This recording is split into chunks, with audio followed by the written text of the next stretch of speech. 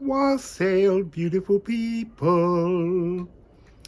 So I was sitting out here first thing this morning having a coffee, and I bring this up because in Greece, before there was Delphi, there was Dodoni, and this was the very first oracle, and it was based on the idea that the whole world offers you sounds, birds, rustlings that can be interpreted as part of a message that the natural world is bringing to you. And so while I was, let me say something else about that. So they had a natural stream there, and this stream was very high in iron content, this water, and they would place oak leaves in the water, and then over time the oak leaves would take on board the iron content, and along the veins of the oak leaves would be the formation of very early Greek alphabet, and so that was used to interpret messages. So while I was drinking my coffee this morning, the coffee grinds kept coming up darker, and I took a sip and took the cup down. As I looked into the cup like I was scrying, this image of a rabbit appeared, or a hare, and it kind of danced across in an arc, and as it hit this area, it moved into the shape of a dragon. And I was very aware of the notion of the moon hare entering the dragon, and it made me think of Chinese New Year that's coming. And so I sat down to begin a reading or the possibility of a sound healing.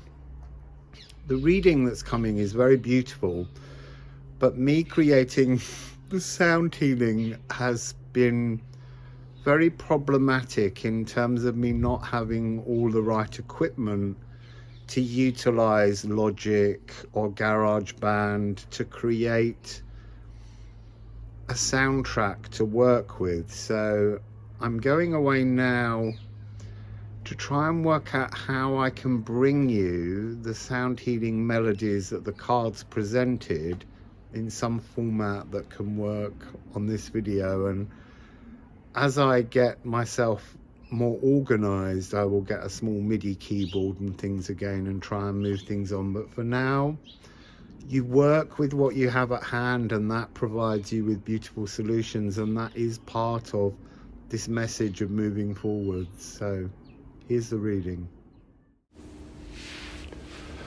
We open with Gifu 7 and Nate, which is 38 in the Liffruma deck.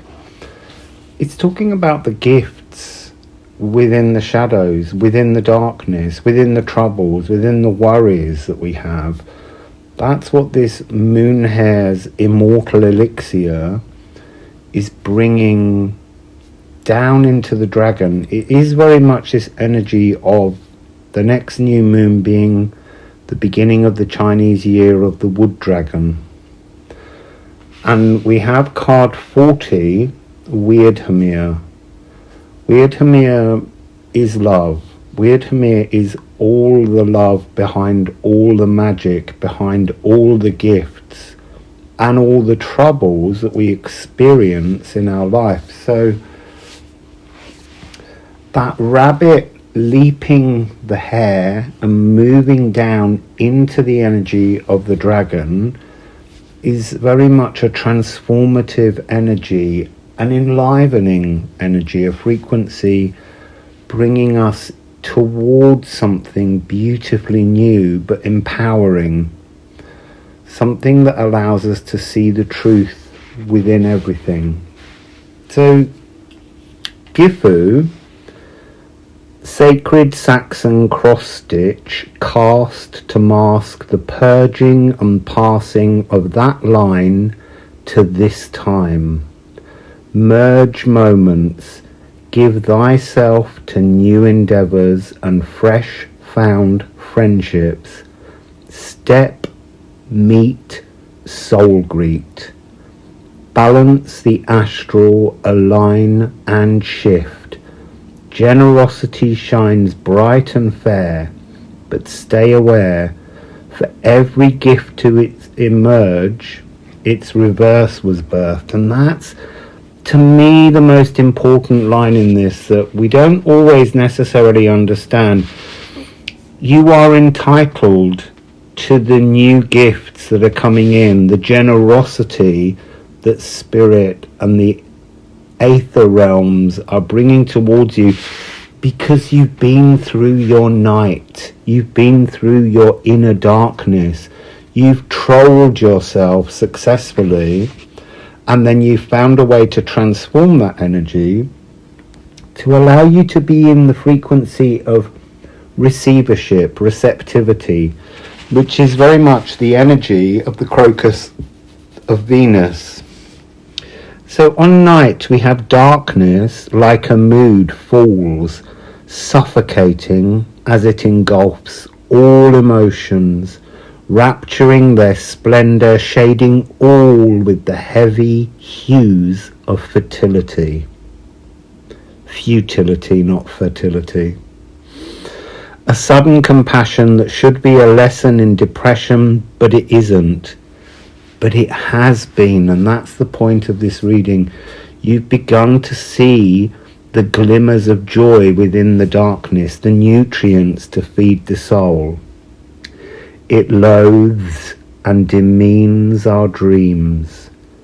That's those moments when all of your dreams seem to falter, because there's this darkness, this inner troll within us that tries to hold us in the frequency that it feels comfortable ruling, and we're now trying to move. And there is a sense that you have achieved this, but you need to pat yourself on the back. The Gifu card about the energy of staying, you birthed the reverse of the energy, this darkness, in order to see through the cloud and back into the light. Our inner trolls pose challenges, blocking our bridges out of the doldrums. That's exactly that energy. When we slide into the darkness, it's very easy to let our inner troll, our frequency that likes to withhold us from joy and wonder, to be the ruler. They're not the ruler. They're frightened. And we have to go in and just say, look, thank you so much. Thank you, darkness, for frightening me, for bringing me into that energy where my dreams have faltered. But understand that there's a new place that we can dwell in, where you are the glimmers of joy in my darkness. So befriending your fears, and then evoke the resolve from the lands of the midnight sun. Light will return and dissolve darkness. And then they have as their last card, as I said, Hare, the All Rune. And the All Rune is an energy of the darkness in many ways, and how we transmute that darkness to bring a new understanding of the magic within the nutrients hiding in our shadows. Mystical All Rune, binding all tunes, singing all songs, righting all wrongs. Hare, the dark, deep-rooted realm of the Norns, where they bind and weave all around us. The vibration underscoring everything. Weird is here. Weird is love. Endless, seamless, slow-flowing possibilities rooted in nutritious love, supporting all, both seen and unseen. Unpick the threads where you cannot sense the loving stitches. What weird magic will you weave now? Weird is a very Anglo-Saxon concept, and we still have the word weird, but spelt differently. And it really is that notion of something behind the veil, something mystical and magical, hidden in plain sight, but your sight can't penetrate the darkness unless you go and search the shadows. And then we have 6 cards from the Musical Alchemy of Astrology deck. And it began rather beautifully with Moon in Aquarius, which it's lovely to see because it gives me a sense that when I'm tuning into a notion, which was the moon hare diving into the dragon, I'm thinking about the fact that it was talking of the coming Chinese New Year. Seeing this card and it being the moon in Aquarius, which it will be, is this precipitous outpouring of love, a climactic crescendo. Now musically, this is a triad of F, A and B. So this is emotionally planting deep love. It's something about it with the stitches from the Gifu card in the Liffruma deck. It feels like we need to anchor those stitches in and then hold the threads and let them be woven and stitched with healing, with self-love, with an objective vision of where you want to go. This is psychic fountain dancing. It's the energy of understanding your unique chord rather than sensing that you're mundane and commonplace. And that's also a 3-8. So it's like having the 3-8 of night, the darkness, but also having the 3-8 of the moon in Aquarius. So this 11-11, if you total 3-8 together, offering loving opportunity, which is shown in the Weird Hare card, and being able to bring that energy forwards in your journey into your future. And then we have Ophiuchus, the bolt from the blue. And that deals with the nervous system because it's ruled by Chiron. And so we have an A sharp or a B flat to add to our sound healing. And then we have sulfur, which is sparkling new narratives. This is the soul. This is the song of love that should be ringing within your soul. So Ophiuchus is 13. In the musical terminology here, sulfur represents the rhythm of 13-8. 1 2 3 2 2 3 3 2 3 1 2 2 2 1 2 3 2 2 3 3 2 3 1 2 2 2. So 13 beats. Underneath sulfur is another rhythm which is 3-4, and with these two together, 13-8 is not a waltz, but trining, the energy of the trine is a waltz. This 3-4, the Viennese waltz, the harmonious beauty of swirling in a now that's full of wonderful magical joy. But somehow there is something very dance-like. But also we're being drawn to this energy of the wonky waltz, which is shown by Ophiuchus 13, and then 5-4 of the sulfur card, the cardinal energy of new ideas, new rhythms, new strategies to move forwards. 5-4 is a 9, so that has a sense of 9-8 waltz rhythm, but also it's 13, so we've got 13-13, so we've got 11-11, 13-13. And then in the lower row we have Moon in Aries, assertive independence, a lead guitar solo, and this is a minor sixth, A and C. A for the moon, C is for Aries, Mars, grounding. So it's grounding intuition into this realm of this precipitous outpouring of love from the moon in Aquarius. And then we have Magnet. Magnet is universal soul attraction. This is an esoteric entanglement of pleasure.